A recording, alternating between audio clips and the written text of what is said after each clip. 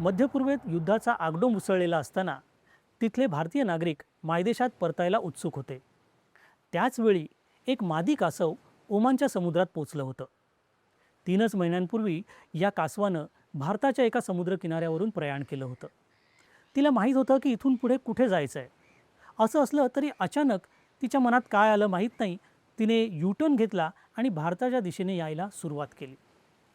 या कासवाचं नाव होतं धवल लक्ष्मी. बोलबिडूच्या जंगल स्टोरीजमध्ये आज आपण ऐकणार आहोत याच धवल लक्ष्मीची कहाणी. नमस्कार, मी अनंत सोनवणे. 10 ऑगस्ट 2025 या दिवशी पालघर जिल्ह्यातल्या डहाणूजवळच्या समुद्र किनाऱ्यावर एक कासव जखमी अवस्थेत सापडलं. हे एवढं जखमी आणि इतकं अशक्त होतं की या कासवाला हालचालसुद्धा करता येत नव्हती. त्याचं वय साधारण असावं 20 ते 25 वर्षांचं. मादी जातीची होती आणि तिच्या पुढच्या परांना आणि मागच्या एका पराला एवढी मोठी जखम झालेली होती की ही जखम हाडांपर्यंत पोचलेली.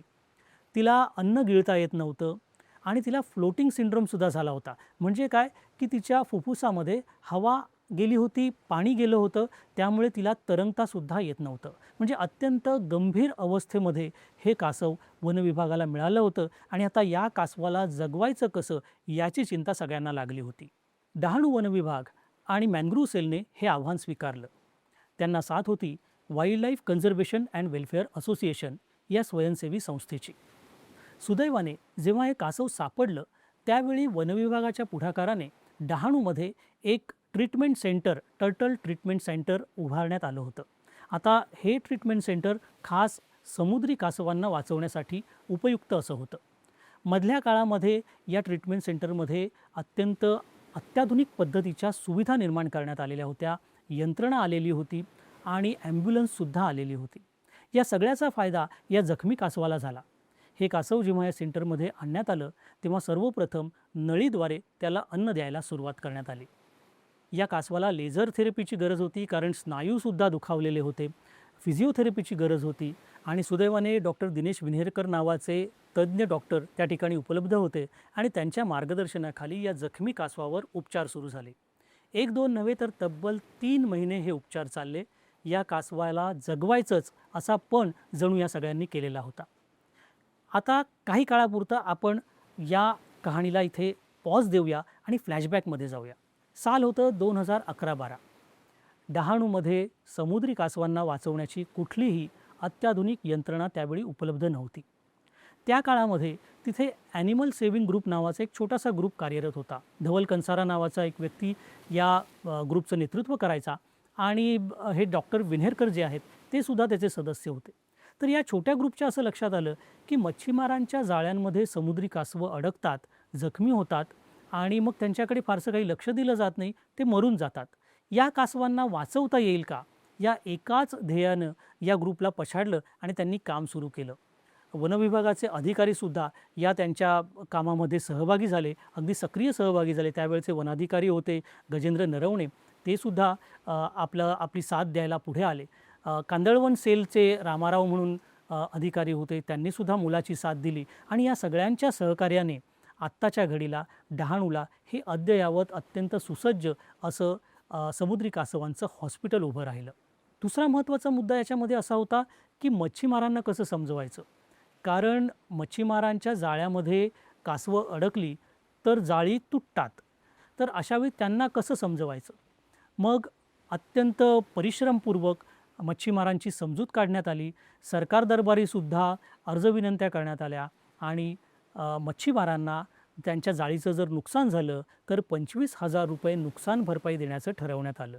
त्यामुळे मच्छीमारसुद्धा समुद्री कासवांना वाचवण्याच्या या सगळ्या मोहिमेमध्ये सहभागी झाले. दरवर्षी डहाणूच्या समुद्र किनाऱ्यावर 20 ते 40 कासवं जखमी अवस्थेत मिळतात. त्यांच्यावर ट्रीटमेंट केली जाते आणि मग त्यांना समुद्रात पुन्हा सोडलं जातं. पण या जखमी झालेल्या आणि नंतर प्रकृती सुधारून पुन्हा समुद्रात गेलेल्या कासवांचं पुढे काय होतं हे कधीच कळत नाही, कारण त्यांना टॅग लावलेला नसतो. मग आता हे जे कासव आपल्याला मिळालेलं आहे त्याला समुद्रात सोडताना त्याला जर टॅग लावला तर आपल्याला काही महत्त्वाची माहिती मिळू शकेल का, अशी एक चर्चा या सगळ्या मंडळींमध्ये सुरू झाली. दरम्यानच्या काळामध्ये या कासवाला नाव काय द्यायचं याच्यावरही चर्चा झाली आणि तिचं नाव असं ठरलं धवल लक्ष्मी. धवल कंसारा यांच्या नावातला धवल हा भाग इथं घेण्यात आला. तोपर्यंत धवल कंसारा यांचं दुर्दैवाने निधन झालेलं होतं, त्यामुळे त्यांच्या कामाची पोचपावती म्हणून त्यांचं नाव दिलं गेलं आणि डहाणूला महालक्ष्मीचं मंदिर आहे, त्यामुळे लक्ष्मी हा शब्द तिथून आला आणि कासवाचं नाव ठरलं धवल लक्ष्मी. तुम्ही म्हणाल, या एका कासवाला वाचवण्यासाठी इतकी धडपड करायची काय गरज आहे? हे सुद्धा समजून घेणं गरजेचं आहे. बघा, इंग्रजीमध्ये 2 स्वतंत्र शब्द आहेत, टर्टल आणि टॉर्टॉईज. मराठीमध्ये आपण कासवच म्हणतो, पण या दोघांमध्ये मूलभूत फरक आहे. टर्टल म्हणजे काय, की टर्टल हा समुद्रात किंवा नदीमध्ये म्हणजे पाण्यात राहणारा प्राणी आहे आणि टॉर्टॉईज हा प्रामुख्याने जमिनीवर राहतो. टर्टलचे पाय जे असतात ते चपटे असतात, पर म्हटलं जातं. त्यांना वल्ह्यासारखं पाण्यामध्ये त्याचा उपयोग करायचा असतो. टॉर्टॉईजचे पाय आखूड असतात, त्यांना जमिनीवर चालायचं असतं. टर्टल जे असतात ते साधारण 20 ते 80 या वयोमानापर्यंत जगतात. शाकाहारी आणि मांसाहारी अशा दोन्ही प्रकारचे ते असतात. तर टॉर्टॉईज जे असतात ते 150 वर्षापर्यंत जगू शकतात आणि ते प्रामुख्याने शाकाहारीच असतात. आपली धवल लक्ष्मी टर्टल या वर्गात मोडते. त्यातही ती सी टर्टल म्हणजे समुद्री कासव आहे. जगभरात समुद्री कासवांच्या 7 प्रजाती आहेत आणि त्यातली एक प्रजात म्हणजे ऑलिव्ह रिडले. धवल लक्ष्मीसुद्धा ऑलिव्ह रिडले याच प्रजातीची होती. तुम्हाला माहिती असेल की कोकणामध्ये रत्नागिरी जिल्ह्यामध्ये वेळास असेल किंवा गुहागर, रायगडमध्ये श्रीवर्धन दिव्यागर असेल किंवा पालघरमध्ये डहाणू किंवा बोर्डी असेल, या ठिकाणी ऑलिव्ह रिडलेच्या माद्या वारंवार दिसतात. वेळास आणि गुहागरमध्ये त्या प्रजननासाठी येतात, अंडी घालतात आणि वेळासचा टर्टल फेस्टिवल जो आहे तो तर अत्यंत प्रसिद्ध असाच आहे. ऑलिव्ह रिडले कासवाचं प्रजनन ही एक निसर्गातली अद्भुत प्रक्रिया आहे. महासागरामध्ये खूप खोल अशा ठिकाणी या कासवांचं वास्तव्य असतं आणि या कासवांपैकी फक्त मादी कासवं जी आहेत ती पोहत किनाऱ्यावर येतात. एका विशिष्ट ठिकाणीच ते जातात, म्हणजे ज्या ठिकाणी त्या मादी कासवाचा जन्म झाला असेल त्याच किनाऱ्यावर ती मादी पुन्हा जाते जेव्हा तिला अंडी द्यायची असतात. बरं, ही मादी एकटी जात नाही. नर तर सगळे समुद्रातच राहतात, ते कधीच किनाऱ्यापर्यंत येत नाहीत. पण ही मादी जी असते ती एकटी येत नाही. हजारो माद्या एकत्र जातात आणि एकत्र अंडी देतात. याला अरिबाडा असं म्हणतात. भारतामध्ये ओरिसामध्ये गहीरमाथा नावाचं ठिकाण आहे. तिथे जगातलं सगळ्यात मोठं ठिकाण हे मानलं जातं, जिथे ऑलिव्ह रिडलेच्या माद्या येऊन एकत्र अंडी देतात. मगाशी सांगितलं तसं कोकणात काही ठिकाणी अशा पद्धतीने ही कासवं येतात.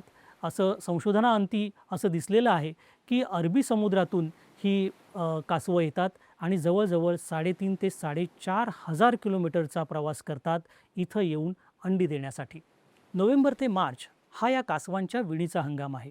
या काळात ऑलिव्ह रिडलेच्या माद्या समुद्रकिनाऱ्यावर येतात, तिथे खड्डा खणतात आणि त्या खड्ड्यामध्ये एक मादी साधारणतः 100 ते 150 अंडी देते. अंडी घातल्यानंतर त्या अंड्यांवर पुन्हा वाळू पसरली जाते आणि मग ही मादी समुद्रात निघून जाते. अंडी उबवायला तिथं थांबत नाही. किनाऱ्यावरच्या वाळूचं जे तापमान आहे त्याच्या आधारावर अंडी उबतात. साधारण 45 ते 55 दिवस त्या प्रक्रियेसाठी लागतात.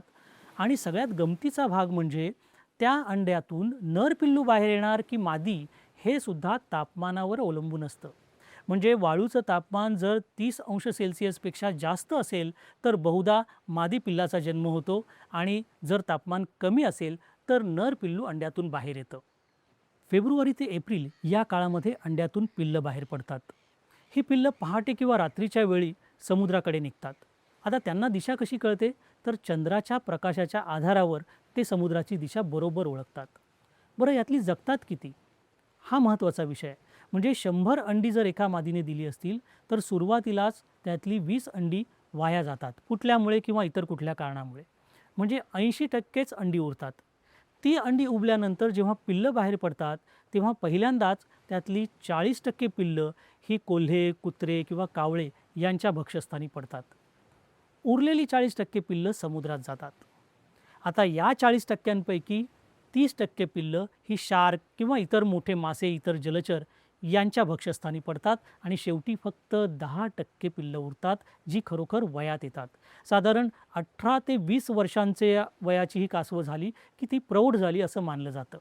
आता यांच्यापैकी काही मादी असतात, काही नर असतात. मादी कासवं जी असतात ती ज्या ठिकाणी त्यांचा जन्म झाला होता त्याच ठिकाणी पुन्हा एकदा प्रजननक्षम झाल्यानंतर त्याच ठिकाणी पुन्हा एकदा अंडी देण्यासाठी येतात आणि हे चक्र चालू राहतं. आता पुन्हा वळूया आपल्या धवल लक्ष्मीच्या कहाणीकडे. डहाणूच्या ट्रीटमेंट सेंटरमध्ये 3 महिने उपचार घेतल्यानंतर ही धवल लक्ष्मी एकदम ठणठणीत झाली. 20 नोव्हेंबर 2025ला तिला सॅटेलाईट टॅग लावण्यात आला आणि समुद्रात सोडण्यात आलं. सुरुवातीचे 10-15 दिवस ती डहाणूच्या किनाऱ्यापासून 20, 22, 25 किलोमीटर अंतरातच फिरत होती. म्हणजे त्यावेळचा तिच्या प्रवासाचा मॅप जर बघितला, नकाशा आपण बघितला तर धाग्याच्या गुंत्यासारखा तो नकाशा दिसतो. मात्र त्यानंतर ती स्थिरावली आणि गुजरातच्या दिशेनं गेली. तिथे सोमनाथच्या दिशेनं काही काळ ती गेली आणि मग सरळ जात राहिली आणि 3 महिन्यांनी म्हणजे 100 दिवसांनी 2500 किलोमीटरचा प्रवास करून ती ओमान या देशाच्या सागरी हद्दीमध्ये तिनं प्रवेश केला. 3 मार्चला तिने यूटर्न घेतला आणि भारताकडे पुन्हा यायला सुरुवात केली. याआधी आपल्या कोकण किनारपट्टीवरून ऑलिव्ह रिडले प्रजातीच्याच 7 कासवांना सॅटेलाईट टॅग लावून सोडण्यात आलेलं होतं. मात्र ही सारी प्रौढ कासवं होती आणि ती धडधाकट होती. जखमी अवस्थेत मिळालेलं आणि ट्रीटमेंट करून पुन्हा समुद्रात सोडलेलं हे महाराष्ट्रातलं धवल लक्ष्मी हे महाराष्ट्रातलं पहिलंच कासव होतं आणि देशातलं कदाचित 3रं.